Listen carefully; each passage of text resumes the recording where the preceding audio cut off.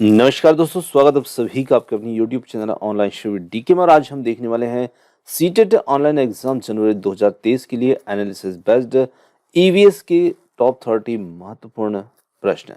दोस्तों प्रश्न काफ़ी सिलेक्टेड हैं और यहाँ पर ये क्वेश्चन आपको आने वाली है, आपकी जो कंटिन्यू चलने वाली सीटेट एग्जाम जनवरी 2023 रहेगी उसके लिए काफ़ी हेल्पफुल होंगे।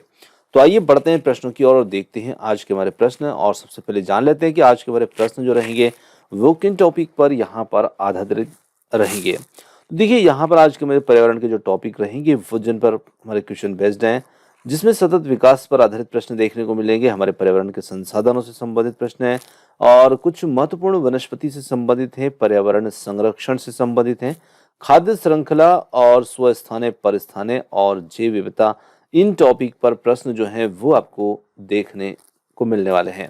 तो चलिए सीधे चलते हैं प्रश्नों की ओर और देखते हैं यहाँ पर प्रश्नों को। फर्स्ट क्वेश्चन की बात करें, पौधों की एक प्रजाति ए है जो एक बड़ी संख्या में उगती है लेकिन पूरी दुनिया में भारत के केवल बी भाग में पाई जाती है। तो ये किस प्रकार की यहाँ पर प्रजाति रहेगी? बहुल, विदेशी, स्थानिक या संकटग्रस्त? तो देखिए पौधों की एक प्रजाति है जिसे नाम दिया है ए और ये एक बड़ी संख्या में उगती है लेकिन पूरी दुनिया में केवल भारत के बी भाग में ही ये पाई जाती है। तो देखिए केवल एक स्थान पर ही ये देखने को मिलती है। तो इस प्रकार की प्रजाति जो होती है उसे हम स्थानिक प्रजाति कहेंगे, है ना। तो यहाँ पर स्थानिक प्रजाति के नाम से ये जानी जाएगी। अब बहुल का मतलब होगा कि जो सभी जगह पर पाई जाती है, तो यहाँ पर बहुल तो उसे नहीं कहेंगे, स्थानिक प्रजाति हम कहेंगे। चलिए आगे बढ़ते हैं, अगले प्रश्न को देखें। सतत विकास की अवधारणा जिसमें दी गई है, तो देखिए सतत विकास की अवधारणा जो है वो किसमें दी गई है? पर्यावरण विकास पर संयुक्त राष्ट्र सम्मेलन, मानव पर्यावरण पर संयुक्त राष्ट्र सम्मेलन, या फिर जलवायु परिवर्तन पर संयुक्त राष्ट्र सम्मेलन, या फिर इनमें से कोई नहीं। तो देखिए सतत विकास की जो अवधारणा प्रस्तुत की गई है, दी गई है, वो दी गई है पर्यावरण एवं विकास पर जो संयुक्त राष्ट्र सम्मेलन हुआ है उसमें इस अवधारणा को दिया गया है। तो यहाँ पर पहला विकल्प जो होगा वो हमारे प्रश्न का उत्तर होगा। आगे चलते हैं, अत्यधिक जनसंख्या का निम्न में से कौन सा परिणाम होगा? तो देखिए जब जनसंख्या अत्यधिक हो जाती है तो उसका परिणाम क्या हो सकता है? तो यहाँ पर यदि हम देखें तो प्राकृतिक संसाधनों का पर्याप्त भंडारण होगा। तो ये तो सरासर गलत है क्योंकि प्राकृतिक संसाधनों का पर्याप्त भंडारण जरूरी नहीं है। अत्यधिक जनसंख्या से तो इनमें कमी ही आती है। दूसरा है भूमि और नवीनीकरणीय संसाधनों पर दबाव होगा, या फिर वन क्षेत्र में वृद्धि होगी, पानी का अभाव होगा। तो देखिए जब जनसंख्या अत्यधिक बढ़ेगी तो निश्चित रूप से इसका परिणाम हमें देखने को मिलेगा, भूमि और नवीनीकरण जो संसाधन है उन पर हमें दबाव देखने को मिलेगा। दूसरा जो विकल्प होगा वो हमारा इसमें उत्तर होगा। तीसरे प्रश्न अगले प्रश्न की बात करें तो अत्यधिक जनसंख्या का कौन सा परिणाम होगा? तो ये हमारा क्वेश्चन जो है रिपीट हो गया है। चलिए कोई बात नहीं, एक क्वेश्चन आपको एक्स्ट्रा मिल जाएगा। आगे बढ़ते हैं, अगले प्रश्न की बात करें तो यहाँ पर अगला प्रश्न आता है, किगाली संशोधन संबंधित है। तो किगाली संशोधन जो है ये किससे संबंधित है? हरित गृह गैसों के उपयोग को कम करने, या फिर रासायनिक खादों के उपयोग को कम करने, हाइड्रोक्लोरोफ्लोरोकार्बन्स जिससे के उपयोग को कम करने के लिए, या फिर प्लास्टिक उत्पादों के उपयोग को कम करने के लिए। तो किगाली संशोधन जो है ये संबंधित रहेगा हाइड्रोफ्लोरोकार्बन्स के उपयोग को कम करने के लिए, और इसमें विकल्प 3 जो होगा वो हमारा इसमें उत्तर होगा। आगे बढ़ते हैं, एक समुद्र के नीचे भूकंप, ज्वालामुखी विस्फोट या समुद्र के नीचे भूस्खलन का कारण बन सकता है। तो इसका कारण क्या बनेगा? यहाँ पर देखें, बाढ़, चक्रवात, सुनामी या फिर जल भराव। तो देखिए जब बात यहाँ पर समुद्र के नीचे की जा रही है और उसके नीचे जब भूकंप या ज्वालामुखी विस्फोट होता है तो समुद्र के नीचे भूस्खलन का कारण जो बनेगा वो बनेगा सुनामी, और ऑप्शन जो थर्ड होगा वो हमारा यहाँ पर उत्तर होगा। आगे देखिए, निम्नलिखित में से कौन सी भूकंप तरंगे पहले सिस्मोग्राफ पर दर्ज होती है? तो देखिए यहाँ पर यदि हम भूकंपित तरंगों की बात करें जो सिस्मोग्राफ पर सबसे पहले दर्ज होती है, तो पी तरंगे है, रेलगे तरंगे है, या फिर एस तरंगे, या फिर इनमें से कोई नहीं। तो यहाँ पर होगी पी तरंगे, ऑप्शन फर्स्ट है। भारत में शंकुधारी वन कहाँ देखे जा सकते हैं? तो भारत में हम शंकुधारी वनों की बात करें तो ये हमें कहाँ पर देखने को मिलते हैं? पूर्वी हिमालय क्षेत्र, अरावली पर्वत, गंगा के मैदान या फिर है तटीय क्षेत्र। देखिए यहाँ पर हमारा सही उत्तर इस प्रश्न का होगा, वो होगा पूर्वी हिमालय क्षेत्र, ऑप्शन नंबर फर्स्ट। चलिए आगे देखते हैं। बेर, बबूल एवं नीम ऐसे वनस्पति के उदाहरण हैं जो निम्न में से किस प्रकार के वन में पाए जाते हैं। तो यदि यहाँ पर हम देखें तो पर्णपाती वन है, सदापर्णी वन है, या फिर अर्धशुष्क वन है, या फिर मैंग्रोव यहाँ पर डेल्टा है। तो यहाँ पर हमारा उत्तर जो होगा वो होगा अर्धशुष्क वन, ऑप्शन नंबर 3। इनमें ये वन जो है ये ऐसी वनस्पति हैं जो हमें यहाँ पर देखने को मिलती है अर्धशुष्क वनों में।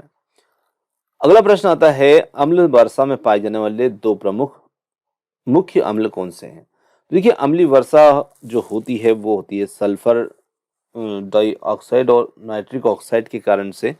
तो यहाँ पर उसमें जो अम्ल पाए जाते हैं वो कौन से होंगे, सल्फ्यूरिक अम्ल, नाइट्रिक अम्ल, हाइड्रोक्लोरिक अम्ल, नाइट्रिक अम्ल, सल्फ्यूरिक एवं हाइड्रोक्लोरिक अम्ल, या फोर्थ इनमें से कोई नहीं। तो उत्तर हो जाता है सल्फ्यूरिक एवं नाइट्रिक अम्ल, ऑप्शन नंबर फर्स्ट जो होगा वो हमारा यहाँ पर उत्तर होगा। खतरनाक अपशिष्ट प्रबंधन जो है हैंडलिंग नियम भारत में प्रभावी हुए। तो ये नियम कब भारत में प्रभावी हुए, 1970, 1990, 2001 या 2007 में। तो यहाँ पर बात की जाए इनकी तो ये होते हैं वर्ष 1990 में। अगला प्रश्न आता है, पर्यावरण संरक्षण अधिनियम कब से लागू हुआ। तो पर्यावरण संरक्षण अधिनियम कब से लागू हुआ, तो ये है 1975, 1985, 1986 या फिर 1990। तो ये यहाँ पर लागू होता है वर्ष 1986 से। वह प्रक्रिया जिसमें पारिस्थितिक तंत्र एक समय की अवधि के पश्चात परिवर्तित होते हैं, ये प्रक्रिया क्या कहलाती है। तो देखिए जब ऐसी प्रक्रिया जिसमें पारिस्थितिक तंत्र एक अवधि के पश्चात परिवर्तित होते हैं तो उसे हम पारिस्थितिकी परिवर्तन, पारिस्थितिक संक्रमण, पारिस्थितिकी निम्नीकरण या पारिस्थितिकी अनुक्रमण, तो यहाँ पर इसे हम कहेंगे पारिस्थितिकी अनुक्रमण, ऑप्शन नंबर फोर्थ है। एक आंशिक रूप से परिबद्ध तटीय क्षेत्र जिसमें एक से अधिक नदी बहती हो एवं जिसका समुद्र से भी संपर्क हो क्या कहलाएगा। तो उसे हम ज्वार, नदमुख, धारा, खाड़ी या झील, तो उसे हम कहेंगे यहाँ पर ज्वार नदमुख, है ना। तो ऑप्शन फर्स्ट जो होगा वो हमारा उत्तर होगा। गलत कथन की पहचान अगले प्रश्न में करना है। और इकोटोन दो पारिस्थितिक तंत्र के बीच का संक्रमणशील क्षेत्र होता है। इकोटोन में प्रजातियों की संख्या कम होती है। कोर प्रभाव इकोटोन में पाया जाता है और इकोटोन में एक प्रजाति की संख्या अधिक हो सकती है।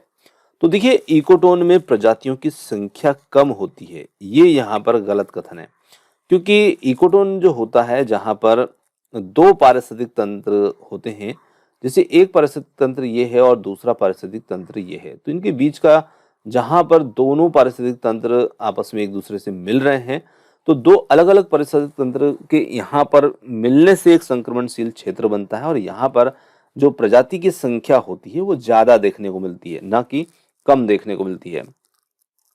चलिए, निम्नलिखित में से कौन सा अधिनियम राष्ट्रीय उद्यान एवं वन्य जीव अभ्यारण्य और उनकी अधिसूचनाओं की घोषणा से संबंधित है। पर्यावरण संरक्षण अधिनियम, वन संरक्षण अधिनियम, भारतीय वन अधिनियम या वन्य जीव संरक्षण अधिनियम। तो यहाँ पर हम बात करेंगे वन्य जीव संरक्षण अधिनियम की, ऑप्शन नंबर फोर्थ जो होगा वो हमारा उत्तर होगा। राष्ट्रीय आपदा प्रबंधन संस्थान स्थित है, कहाँ पर स्थित है, ये पूना में है, लखनऊ, नई दिल्ली या फिर है चंडीगढ़। तो देखिए ये राष्ट्रीय आपदा प्रबंधन संस्थान जो स्थित है ये है ऑप्शन नंबर थर्ड, नई दिल्ली। चलिए, प्रथम प्रकाश रासायनिक धुंध पहचानी गई थी, तो ये लंदन स्मॉग 1952 में या फिर American smog 1960, Los Angeles 1943, Japan smog 1964। तो प्रथम प्रकाश रासायनिक धुंध पहचानी गई थी Los Angeles 1943, option number third. एक झील में द्वितीय पोषक स्तर है, तो एक झील में द्वितीय पोषक स्तर क्या रहेगा, पादप प्लवक, जंतु प्लवक, बैंथोस या फिर है मछलियां। तो यहाँ पर रहेंगे जंतु प्लवक जो रहेंगे ये द्वितीय पोषक स्तर रहेंगे। एक समुदाय जो स्थिर एवं जलवायु के साथ संतुलन स्थापित कर ले माना जाता है, तो उसे हम प्रथम अन्वेषक समुदाय, सरल समुदाय, चरमोत्कर्ष समुदाय या मिश्रित समुदाय। तो यहाँ पर ये समुदाय हमारा रहेगा चरमोत्कर्ष समुदाय, ऑप्शन नंबर थर्ड। शाकवर्ती खाद्य श्रृंखला में प्रथम पोषक स्तर में जीव होते हैं। यहाँ पर जीव कैसे रहेंगे? अपरधारी या फिर है अपघटक पौधे, या फिर अपरधारी और अपघटक दोनों। तो यहाँ पर होगा ऑप्शन थर्ड, पौधे। शाकवर्ती श्रृंखला जो खाद्य श्रृंखला होती है इसमें प्रथम पोषक स्तर में जीव जो होते हैं वो पौधे ही होते हैं। आगे देखिए, उन्हें उत्पादक भी हम कह सकते हैं। भारत में किस प्रकार के वन अधिकतम प्रतिशत में पाए जाते हैं? तो देखिए, भारत में अधिकतम वनों का जो प्रकार होता है उष्णकटिबंधीय नर्म पर्णपाती, उष्णकटिबंधीय वर्षावार सदाबहार वन, सब अल्पाइन एवं अल्पाइन वन, या फिर उष्णकटिबंधीय कांटेदार वन। तो यहाँ पर उत्तर हो जाता है हमारा उष्णकटिबंधीय नम पर्णपाती वन, ऑप्शन नंबर फर्स्ट। आगे देखिए, कौन से जीव अपघटक हैं? तो यहाँ पर विषाणु, विषाणु एवं जीवाणु, जीवाणु एवं कवक है, या फिर विषाणु, जीवाणु एवं कवक है। तो ऑप्शन नंबर थर्ड जो होगा यहाँ पर कवक एवं जीवाणु, ये जीव हमारे रहेंगे अपघटक। अगला प्रश्न आता है यहाँ पर, निम्न में से कौन सा कोयले में अधिकतम कार्बन की और कैलोरी का मान होगा? बिटुमिनस, लकड़ी का कोयला, लिग्नाइट, या फिर है एंथ्रेसाइट। तो यहाँ पर हम कह सकते हैं कि इसमें जो एंथ्रेसाइट प्रकार का जो कोयला होता है इसमें अधिकतम कार्बन और कैलोरी मान रहता है। नाइट्रोजन उर्वरक की अधिकता से होता है वृद्धि समस्याएं, फल लगने की समस्याएं, कीट की समस्याएं, या फोर्थ है ये सभी। तो यहाँ पर नाइट्रोजन उर्वरक की अधिकता से ये सभी हमें देखने को मिलेंगे, ऑप्शन नंबर फोर्थ। हिमालय क्षेत्र में भूस्खलन खतरा किसके परिणाम के स्वरूप है? तो यहाँ पर सड़कों में कटाव, भूकंपीय गतिविधि, वनों की कटाई, शहरीकरण। और यहाँ पर हमें देखना है सही उत्तर इसके लिए कौन सा होगा, केवल एक, केवल एक, दो, या केवल एक, दो, तीन, या फिर फोर्थ है एक, दो, तीन और चार। तो यहाँ पर उत्तर हो जाता है एक, दो, तीन, चार, जिसमें चारों ही यहाँ पर इसके लिए सही रहेंगे। पर स्थानीय संरक्षण हेतु प्रयुक्त किया जाता है। अब देखिए, पर स्थानीय संरक्षण का संरक्षण हम कब किसके संरक्षण हेतु प्रयोग में लाते हैं? सभी पादप, सभी जंतु, संकटग्रस्त पादप एवं जंतु, या फिर दोनों, सभी पादप एवं जंतुओं को। तो देखिए, यहाँ पर हम संकटग्रस्त पादप और जंतुओं का संरक्षण करते हैं। पर स्थानीय संरक्षण, पर स्थानीय का मतलब होता है जहां उनका खुद का निवास से दूर कहीं पर उनको संरक्षित किया जाता है। तो यही हमारा उत्तर होगा। स्वस्थानीय संरक्षण, सेम इसी प्रकार का प्रश्न स्वस्थानीय संरक्षण में शामिल है। जैवमंडल संरक्षण, राष्ट्रीय उद्यान, वन्यजीव अभ्यारण्य, पवित्र जंगल, यहाँ पर करना सही उत्तर का चयन।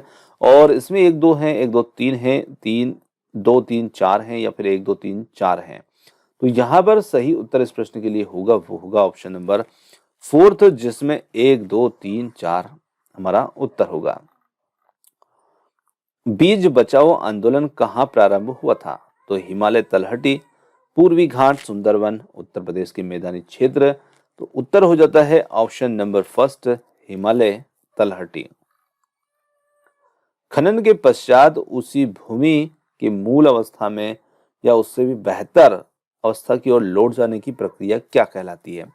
तो देखिए, खनन के पश्चात भूमि के उसी मूल अवस्था अथवा उससे भी बेहतर अवस्था में लौट आने की प्रक्रिया पुनर्सज्जा, पुनर्जनन, क्रांति, या भूमि उद्धार। तो इसे हम कहेंगे ऑप्शन फोर्थ, भूमि उद्धार। अगला प्रश्न आता है यहाँ पर, SITES क्या है? संकटापन्न प्रजातियों के लिए अंतर्राष्ट्रीय व्यापार के लिए एक सम्मेलन है, या फिर संकटापन्न प्रजाति के लिए व्यापार और भारत में केंद्र है, या पर्यावरण वैज्ञानिकों को प्रशिक्षित करने के इरादे से केंद्र है, प्रौद्योगिकी और पर्यावरण विज्ञान का केंद्रीय संस्थान है। तो यहाँ पर CITES जो है होगा संकटपन्न प्रजातियों के लिए अंतर्राष्ट्रीय व्यापार सम्मेलन होगा। और यहाँ पर यदि हम बात करें CITES की, तो ये conservation of international trade in endangered species हमारा इसका फुल फॉर्म रहेगा। और ये यहाँ पर संकटपन्न प्रजातियों के लिए अंतर्राष्ट्रीय व्यापार के लिए एक सम्मेलन था। आगे देखिए, भारत का जैव विविधता अधिनियम संसद द्वारा किस वर्ष पारित किया गया था? वर्ष 1999, वर्ष 2014, 2000, 2002। तो यहाँ पर उत्तर हो जाता है ऑप्शन फोर्थ, 2002। विश्व जैव विविधता दिवस मनाया जाएगा कब? मनाएगा 29 दिसंबर, 15 जुलाई, 22 मई, या फिर 5 जून। तो उत्तर हो जाता है यहाँ पर ऑप्शन नंबर थर्ड, 22 मई को। दोस्तों यहाँ पर आज के जो प्रश्न थे हमारे ये समाप्त होते हैं। क्वेश्चन आपको कैसे लगे कमेंट्स करके जरूर बताइएगा, और वीडियो पसंद आया तो वीडियो को लाइक शेयर, चैनल को सब्सक्राइब करना मत भूलिएगा। आपने जो समय दिया उसके लिए बहुत बहुत धन्यवाद। Thanks for watching. मिलते हैं जल्दी ही एक और नए किसी वीडियो के साथ। धन्यवाद।